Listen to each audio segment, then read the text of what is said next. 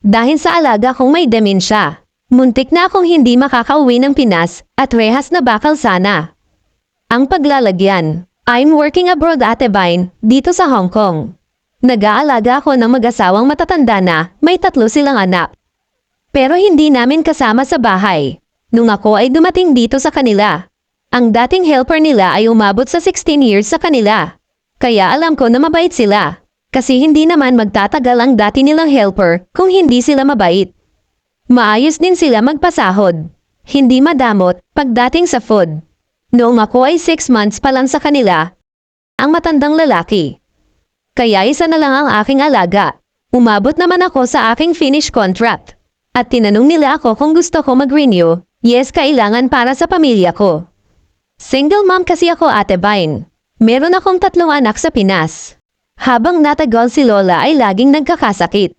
Mainit ang ulo at kinakausap ang kanyang sarili.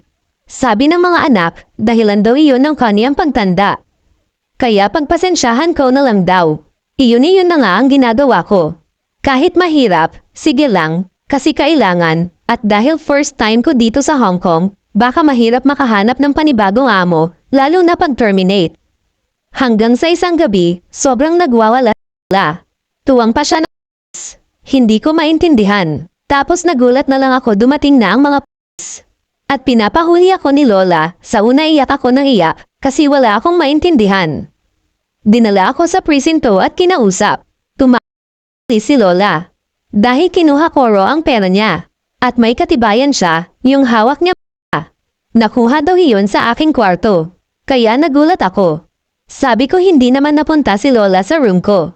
At hindi ako kumuha nun. Wala akong ibang kinukuha. Agad kong tinawagan ang mga anak at pinuntahan ako sa presinto. Muntik na rin maniwala ang mga anak dahil sa sinabi ng nanay nila na clear daw. Kaya ginawa ng mga pinatest ang aking mga kamay kung totoong nahawahan ko ang pera na yon or kahit yung pinaglalagyan. Sa awa ng Diyos, dahil hindi naman totoo ang binibintang sa akin, positive.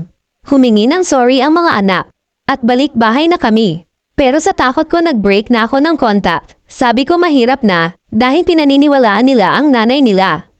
Kahit alam nila na may sakit na.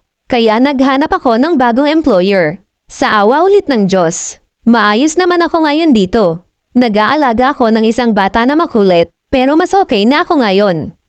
Hanggang dito na lang. Nagmamahal, OFW in Hong Kong.